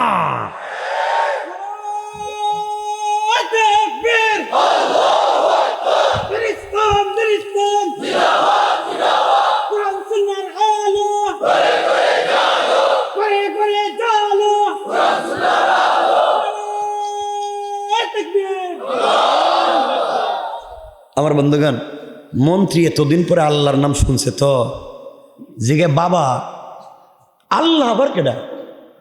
আমাদের ক্ষুধা তো আমাদের বাদশাহী, নাউজুবিল্লাহ বললেন না? আমাদেরকে সবকিছু তো আমাদের বাদশাহী দেয়। আব্দুল্লাহ বলতেছে, মন্ত্রী সাহেব বাদশাহী যদি ক্ষুধা হবে তাহলে আমার কাছে শৌকের জন্য আইসেন কেন? বাদশাহে কইলেই তো পাইতেন, কথা বলেন না কেন? মন্ত্রী চিন্তা করছে ঝামেলাস। আব্দুল্লাহ বলতেছে, মন্ত্রী সাহেব আপনার বাদশাহী যদি খোদা হবে, হেয়ার নাকের সেন্টার ঠিক নাই, দেখতে সুন্দর নাই, এ নিজেরাই সুন্দর করে বানাইতে পারছে না, দুনিয়া কেমনে বানাইলো? ঠিক কিনা? মন্ত্রী দেখছে মহাবিপদে। আব্দুল্লাহ বলতেছে, মন্ত্রী সাহেব কিছু বইলা লাভ নাই, আপনার কথা যেটা বলছি এটাই, আল্লাহ একমাত্র চোখ দিতে পারে। মন্ত্রী বলতেছে, বাবারে চিনলাম না, আমরা এই দেশ থেকে কোটি কোটি টাকা বিদেশে পাঠাইছি, এক যুবকরে পড়াইতেছি বিদেশে, জাদুবিদ্যা করতেছে, হের নাম আব্দুল্লাহ, ও জাদুবিদ্যা শিক্ষা করে আসতেছে, এই দেশ থেকে কালিমা মুছে দিবে, তুমি আবার কে? আব্দুল্লাহকে, আমি তো হেই আব্দুল্লাহ। আল্লাহু আকবার বললেন না? আমি তো ওই আব্দুল্লাহ। তুমি হেই আব্দুল্লাহ মানি? যারা পটাইছিলেন আমি তো হেই আব্দুল্লাহ। তোমারে পাঠাইলাম জাদুবিদ্যার জন্য, তুমি আল্লাহর নাম কো কি? আব্দুল্লাহ বলতেছে, মন্ত্রী সাহেব আপনাদের পয়সা খরচ করে বিদেশে জাদুবিদ্যা শিখছিলাম, এটা ঠিক, তো আসার পথে রাস্তায় আমার আল্লাহ আমাকে জাদু করে কালিমা পড়াইয়া মুসলমান বানাইয়া মন্ত্রী তোমার সামনে দাঁড় করে বলতেছে, মন্ত্রী সাহেব চোখ যদি পাইতে চাও কালিমা পড়ো।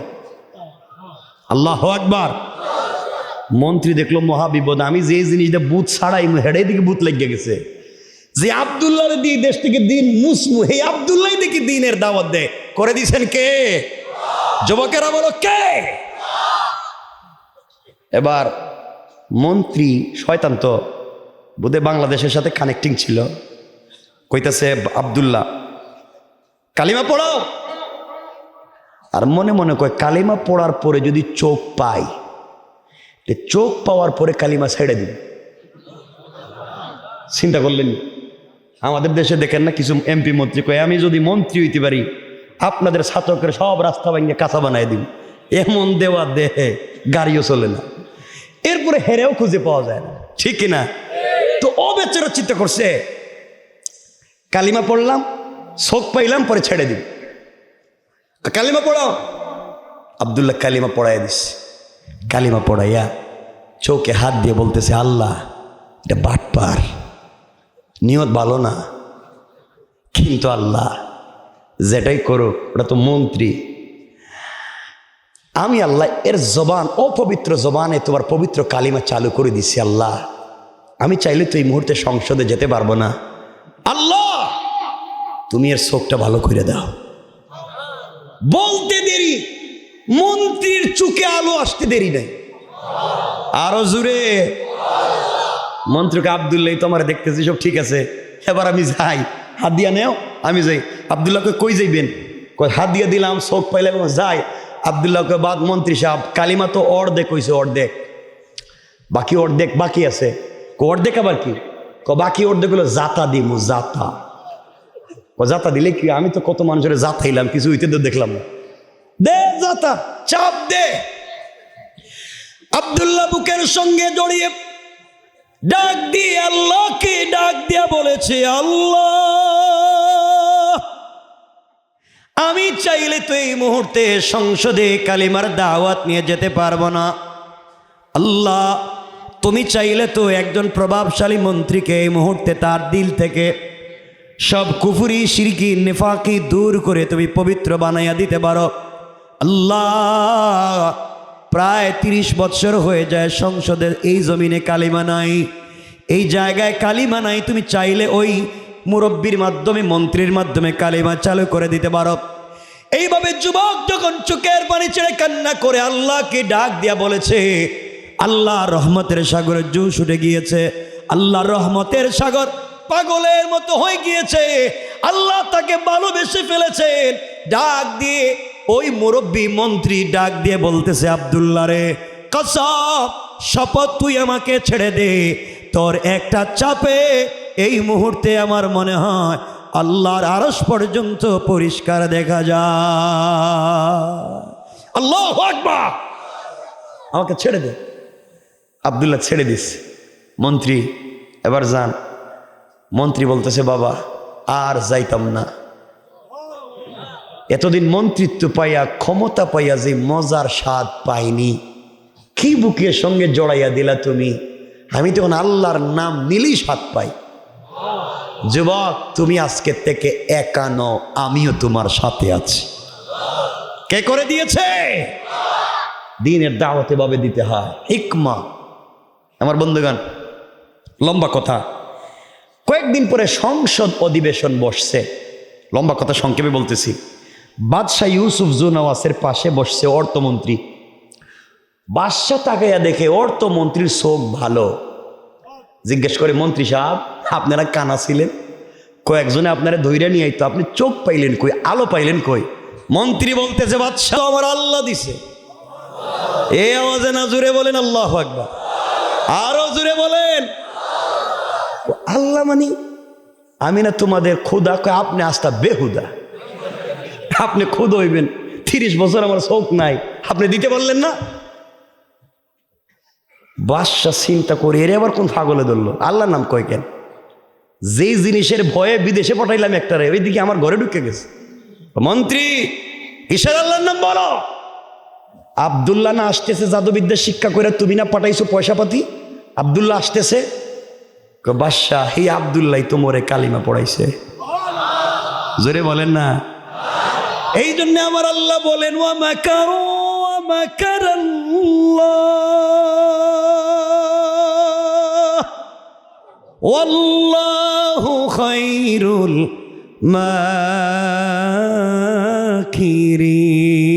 মাকিরিন। কিসের কৌশল করলে? দিন মুছে দেবার জন্য। আমি তো এক জিনিস ছেড়ে দিছি, আমি তো নতুন কিছু দেই নাই, তুই যেটারে দিলে আমি তো হেটারই দিস। আল্লাহু আকবার বলেন না। এই জন্য যুবকেরা আমাদেরকে দাঁড়াতে হবে, পারবো তো ইনশাআল্লাহ। সংক্ষেপ, বাদশাহ মন্ত্রীরে বানছে। মন্ত্রী, আপনি জানেন না কালিমা পড়লে কি হয়? আপনি মাইরে ফেলান, কোনো সমস্যা নেই, কিন্তু কালিমাই সব মজা। শেষ পর্যন্ত মন্ত্রীকে মারতে মারতে মন্ত্রী এক পর্যায়ে আব্দুল্লাহর ঠিকানা বলে দিচ্ছে। বাদশাহ আব্দুল্লাহর দরাইয়া নিস। কয়, আব্দুল্লাহ, তোরা না বিদেশে পাঠাইছিলাম জাদুবিদ্যার জন্য, করছস কি? বাদশাহ, সব ঠিক ছিল, আপনার টাকা পয়সা আমি জায়গা মতো খরচ করছি, জাদুবিদ্যাও শিখছিলাম, কিন্তু কি আর জাদুবিদ্যা শিখছি, এ আমারে বললো সব থেকে বড় জাদুকর বানাইছে। আসার পথে উল্টা আল্লাহ আমারে জাদু করে ফেলেছে। আল্লাহু আকবার। এখন বাদশাহ সব ঠিক মতো দেখে বুঝছি, আপনিও যদি বাঁচতে চান, ক্ষমতা ঠিকাই রাখতে চান, ওই জাদুকরের পিছনে দৌড়ে লাভ নাই, ঈমান আল্লাহর উপরে আনেন। আল্লাহু আকবার বললেন না? আরো জোরে বলেন না। বাদশার তো মাথা গরম, কিরে দেখেন দেখতে বেজাল আমার ঘরে লেগে গেছে। মায়ের শুরু করছে আব্দুল্লাহরে, মায়ের রক্তাক্ত করে দিয়েছে। আব্দুল্লাহ বলছে, মাইরা ফালান, সমস্যা নেই।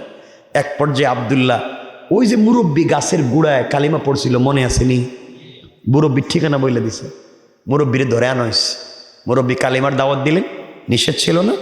মুরব্বী বলতেছেন, বাবা নিষেধ আপনি করছেন, আর আল্লাহ আমাকে নির্দেশ করছে,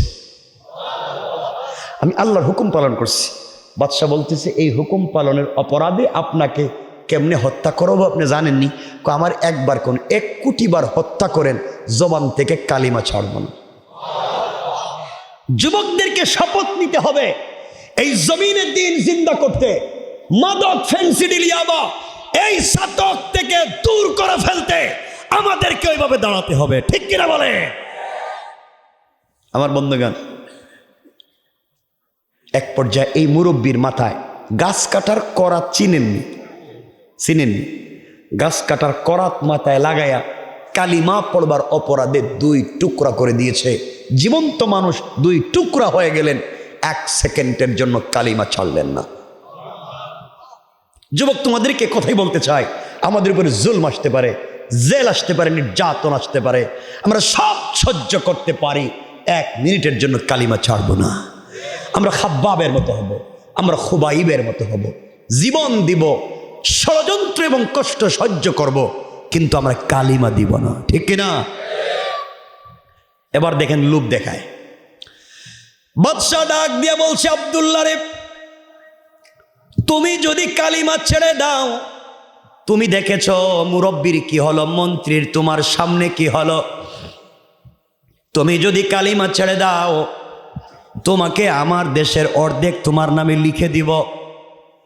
তুমি যদি কালিমা ছেড়ে দাও, আমি আমার দেশ অর্ধেক তোমাকে লিখে দিব।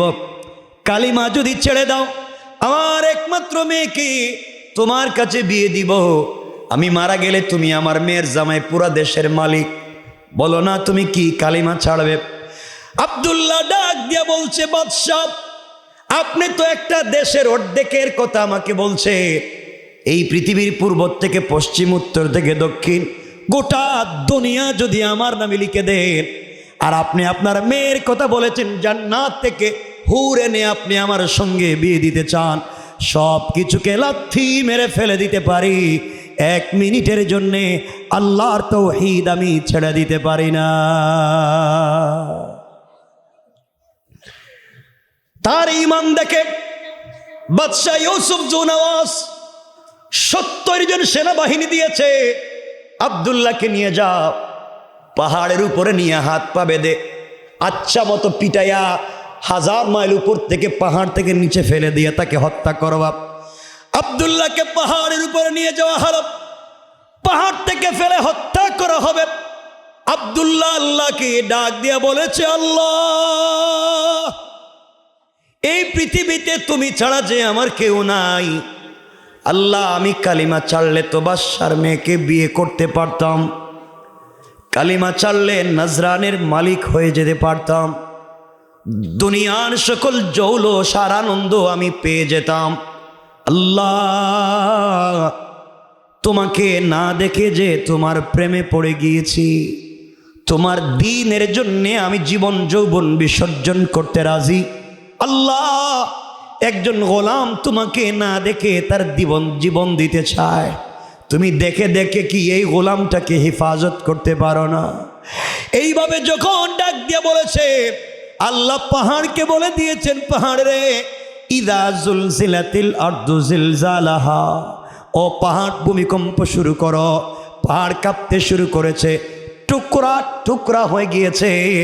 70 জন সেনাবাহিনী আব্দুল্লাহকে ছেড়ে দিয়া নিজেদের জীবন বাঁচানোর জন্য যখন দৌড়ায়, আল্লাহ আসমান থেকে আযাবের 70 জন ফেরেশতা পাঠাইয়া ওই 70 জন সেনাবাহিনীকে ধরে আচ্ছা মতো পিটাইয়া পাহাড়ের মধ্যখানে ঢুকাইয়া পাহাড়কে আবার আগের মতো একত্রিত করে দিয়া আব্দুল্লাহকে মাটির উপর দিয়া হাঁটাইয়া হাঁটাইয়া সুস্থ রেখে বাদশার দরবারে পৌঁছে দিয়েছে। বাদশাহ বলতেছে, আব্দুল্লাহ তুমি দেখে আসছো, আমার 70 জন সেনাবাহিনী কই? বাদশাহ এরা দেখছি পাহাড়ের উপরে আল্লাহুম্মা বিসমিকা আমুতু আহিয়া কইয়া জিন্দিগির মতো তামাম ঘুমায় গেছে গা, আর পাইবেন না। বাদশার তো মিজাজ আরো খারাপ যে এক যুবক দাঁড়িয়ে গেছে, ওর কাছে আমার সব সিস্টেম ফেল। আরো 70 জন দিছে, যাও এর সাগরে নিয়ে যাও, সাগরে নিয়ে তোমরা নদীর মধ্যখানে নিয়ে মাইরে ফেলা। আব্দুল্লাহ সাগরে নিয়ে গেছে, যখন নদীর মধ্যখানে নৌকার থেকে ফেলে দিবে, আব্দুল্লাহ কয়, আল্লাহ তুমি না আমারে পাহাড়ে বাঁচাইছিলা, এখন যদি ওরা আমারে মেরে ফেলে তাহলে ওরা বলবে তোমার ক্ষমতা পাহাড়ে চলে, সাগরে চলে না, তুমি পারো না সাগরে বাঁচাইতে। রব আমার মরলে তো আমার আপত্তি নেই, তোমার ক্ষমতা নিয়ে টিটকারি করলে যে আমার কষ্ট লাগবে। আল্লাহ আল্লাহ তুমি কি আমারে ওখানে বাঁচাইতে পারো না? আমি কথা দিলাম, আমি যদি এবার বেঁচে যাই, নাজরানের প্রত্যেকটা জনগণের কানে কানে তোমার তাওহীদের দাওয়াত পৌঁছে দেব। আল্লাহু আকবার। রব আল্লাহ তুমি ছাড়া যে আমার কেউ নাই, সে যখন বলছে তোমার কেউ না থাকলে আমি রব তোমার পাশে দাঁড়াইয়া গেলাম। নদী তো সাগর উত্তাল হয়ে গেছে, নৌকা ভেঙ্গে টুকরা টুকরা হয়ে গেছে। 70 জন সেনাবাহিনী আব্দুল্লাহর ছাইড়া নিজের জীবন বাঁচানোর জন্য যখন সাঁতার কাটে, আল্লাহ আসমান থেকে 70 জন সেনাবাহিনী পাঠাইয়া এই 70টারে পিড়াইয়া একবারে ফেরাউনের মতো কাদামাটি খাওয়াইয়া পানির নিচে ছাইড়া দিছে, আর আব্দুল্লাহকে সুস্থ রেখে পানির উপর দিয়া হাঁটাইয়া হাঁটাইয়া বাদশার দরবারে পৌঁছাই দিছে। এ আওয়াজে না জোরে বলেন আল্লাহু আকবার। বাদশা কয়, আব্দুল্লাহ আমার সেনাবাহিনী কই? এরা দেখতেছি জীবনের শেষ গোসল করতে ব্যস্ত, আর পাইবেন না। বাদশা চিন্তা করলো, প্রতিদিন যদি 70 জন করে নাই হয়, মাস শেষে তো সেনাবাহিনী থাকতো না। ঘটনা কি ঠিক কিনা? এক যুবকের সামনে দিকে সব শেষ। যুবক তোমাকে এই যুবকের মতোই দাঁড়াতে হবে, ইমানটা এভাবেই আনতে হবে। এক পর্যায়ে বাদশাহ দেখতেছে তার কোনো কৌশলে কাজ হয় না। কয়, আব্দুল্লাহ তুই নিজে ক তোরে কেমনে মারা যায়। এটা কিন্তু ফাগলে কইবনি, আমি কইমা আমার কেমনে মারা যায়। আব্দুল্লাহ কয়, এইবার লাইনে আইছেন বাদশাহ, এইবার লাইনে আইছেন। কয় লাইনে মানি? কয়বার জায়গা মতো আইছেন। আপনি আমারে মারতে চান? কই 100 বার। ও তাইলে আমার কথা শোনা ছাড়া কোনো ফত নাই, তোর ফায়া ধরি। বাদশাহ কইতেছে ফায়া ধরি, বিপদে পড়লে ফায়া ধরবো মানে কি? আরো কোনো জায়গায় ধরতে রাজি? ফায়া ধরা মানে জান বাসা। বাদশাহ কি চান? তুই কতরে কেমনে মারা যায় বইলে দিম, আমার কথা শুনবেন? কোষ 100 বার।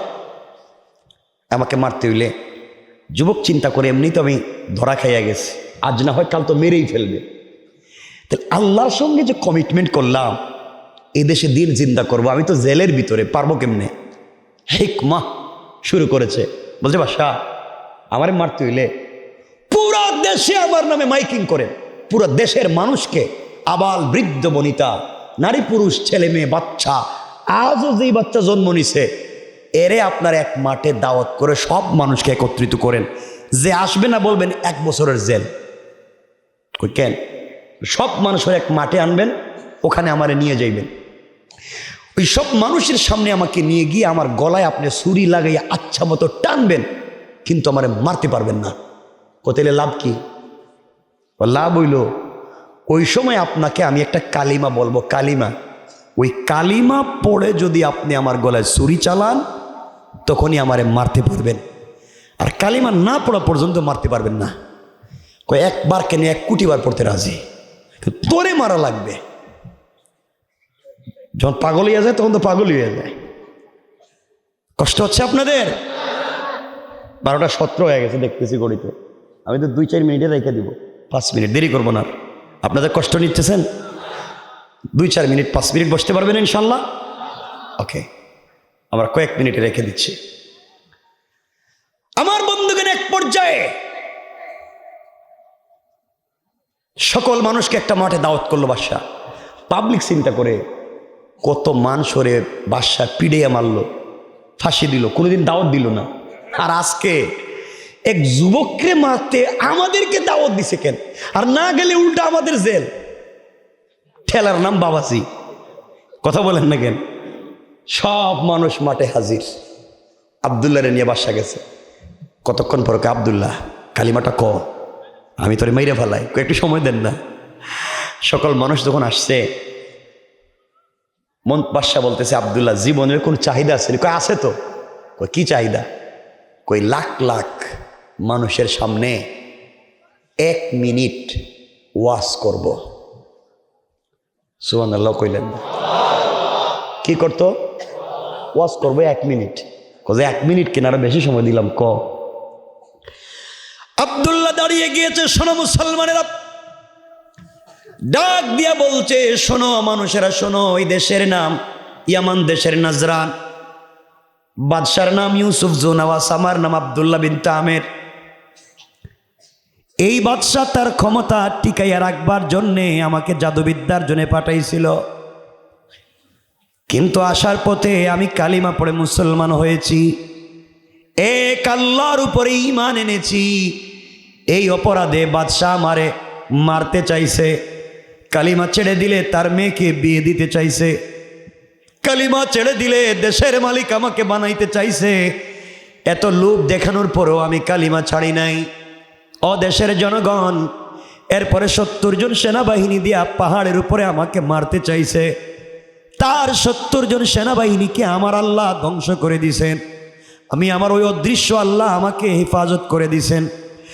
এরপরে 70 জন সেনাবাহিনী দিয়ে সাগরের মধ্যে আমাকে মারতে চাইছে। আল্লাহ তাআলা আমাকে ওখানে বাঁচাইছেন। তার 70 জন সেনাবাহিনীকে ধ্বংস করে দিছে। কোনোভাবে বাদশাহ আমাকে মারতে পারে নাই। এক পর্যায়ে আমারই বলছে আমারে কেমনে মারা যায়। এই জন্যে আমি আপনাদেরকে দাওয়াত করে একত্রিত করেছি। ও দেশের নাগরিক শোনো, আমার নাম আব্দুল্লাহ। এতদিন পর্যন্ত বাদশাহ আমাকে মারতে পারে নাই, কত জুলুম করলো, নির্যাতন করলো, মারতে পারে নাই। আল্লাহ আমাকে বাঁচাইছেন। বাদশাহ আমাকে মারতে পারে নাই আমার আল্লাহর নাম না নেওয়ার কারণে।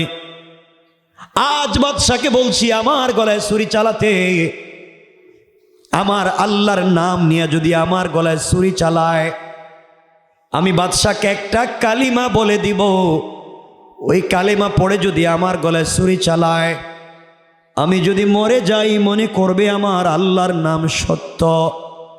আর যদি আমার আল্লাহর নাম নেওয়ার পরেও আমি না মরি, বুঝবে তোমরা বাদশাহ সত্য, আমার আল্লাহর নাম মিথ্যা। এই তোমাদের কাছে আমি সত্য মিথ্যার বিচার রেখে দিলাম। এতদিন বাদশাহ মারতে পারে নাই, আমার আল্লাহর নাম নেয় নাই, এজন্য পারে নাই। আর এখন আমি বলছি আমাকে মারবে, আমার আল্লাহর নাম নিবে, এই বিচার দিলাম। দেশের সকল মানুষ দাঁড়ায় আছে, আব্দুল্লাহ শুয়ে পড়েছে, বাদশাহ গলায় ছুরি চালাইয়া দিবে। আব্দুল্লাহ ডাক দিয়া বলছে, বাদশাহ আমি যখন সেজদায় গিয়ে পড়ব সুবহানা রাব্বিয়াল আলা, আমি মরার সময় রবের নাম নিয়ে নিয়ে মরতে চাই, ওই সময় আপনি আমার গলায় ছুরি চালাইয়া দিবেন। আব্দুল্লাহর গলায় ছুরি লাগাইয়া দিয়েছে। বাদশাহ বলছে, আব্দুল্লাহ কি কালিমা পড়ব? আব্দুল্লাহ বলছে, আপনি পড়েন বিসমিল্লাহি রব্বিল গোলাম। এই গোলামের সত্য রবের নামে গলায় ছুরি চালাইয়া দিলাম। গোলামের রব যদি সত্য হয় গোলাম মরে যাবে, গোলামের রব যদি মিথ্যা হয় গোলাম মরবে না। এই বলে গলায় যখন ছুরি লাগিয়ে টান দিয়েছে, সাথে সাথে আব্দুল্লাহ শাহাদত বরণ করে দুনিয়া থেকে বিদায় নিয়েছে। বাদশাহ তো নাচানাচি শুরু করছে, মন্ত্রীও নাই, মুরব্বীও নাই, আব্দুল্লাহও নাই। এই দেশে আর কেউ কালিমার দাওয়াত দিবে না, সব শেষ। দেশের লাখ লাখ জনগণ দেখছেন, হাজার হাজার মানুষ দেখছে, বলেন দেখছে। এরা বলে কি তারে এতদিন পর্যন্ত বাদশাহ মারতে পারলো না, যুবকের আল্লাহর নাম না নেওয়ার কারণে, আর আজকে মারতে পারলো তার আল্লাহর নাম নেওয়ার কারণে। তাইলে তো ওই যুবক আব্দুল্লাহর আল্লাহ তো সত্য আল্লাহ। এই আব্দুল্লাহ তার জীবন দিয়ে রক্ত দিয়ে শহীদ হয়ে আমাদেরকে শিক্ষা দিয়ে গেল যে আমি আমার রবের জন্য জীবন দিতে পারি। একটা যুবক যদি এত মানুষের সামনে জীবন দিয়া তার রবের দিনকে উঁচা করতে পারলো, আমরা কেন পারবো না? একসাথে দেশের এতগুলো জনগণ দাঁড়াইয়া বলছে, বাদশা রে, এই মুহূর্তে আমরা আব্দুল্লাহ রক্ত থেকে দাঁড়িয়ে গেলাম। এই জমিনে রক্ত পড়েছে, যেই জমিনে রক্ত পড়ে যায় এই জমিনে দিন জিন্দা হয়ে যায়। এই মুহূর্তে ঘোষণা করে দিলাম, আমরাও তোমাকে বাদ দিয়া এই যুবকের আল্লাহর উপরে ঈমান এনে ফেললাম। সবাই মুসলমান হয়ে গেছে। মুসলমান হয়ে যাওয়ার পরে বাদশাহ পড়ছে মহা মুসিবতে। কিরে, মরলো একটা, এখন দেখি লাখ লাখ। বিপদ কমছে না বাড়ছে? কথা বলেন না। জীবন দিছে কয়জন? মুসলমান হয়েছে কয়জন? এই মুহূর্তে বাদশাহ এই যারা মুসলমান হয়েছে তাদেরকে মেরে ফেলবার জন্য বড় বড় গর্ত খনন করছে। গর্ত খনন করে আগুন জ্বালাইছে। ওই আগুন জ্বালাইয়া মুসলমানদেরকে মারতে চায়। এই কথাই আমার আল্লাহ আমার তেলাওয়াতকৃত আলোচ্য আয়াতে বলেছেন, কুতিলা আসহাবুল উখদুদ, যারা গর্ত খনন করেছিল আসহাবে উখদুদ, যারা আন্নারি দাতিল ওয়াকুদ, ওই গর্তে কারা আগুন জ্বালাইল? ইদহুম আলাইহা কুদ, কারা গর্তের পারে বসে তামসা দেখলো? কারা তামসা দেখলো? কারা আগুন জ্বালাইলো? কারা গর্ত খনন করলো? এই মুসলমানদেরকে মারার জন্যে আল্লাহ কসম করে করে বলতেছেন এই কথাগুলা। কয়জন মুসলমানরে মারতে পারলো? বাদশা কেমনে মায়ের খাইলো? আর মুসলমানরে জ্বালাতে গিয়ে কুত্তেকে বাতাস আসলো। কয়জন মরলো? কেমনে দিন জিন্দা হলো? বাদশা কেমনে পরাজয় বরণ করলো? এক যুবকের মাধ্যমে কেমনে পুরো নাজরান কালিমাওয়ালা হয়ে গেল? সব রাইখা দিলাম রাত 12:30।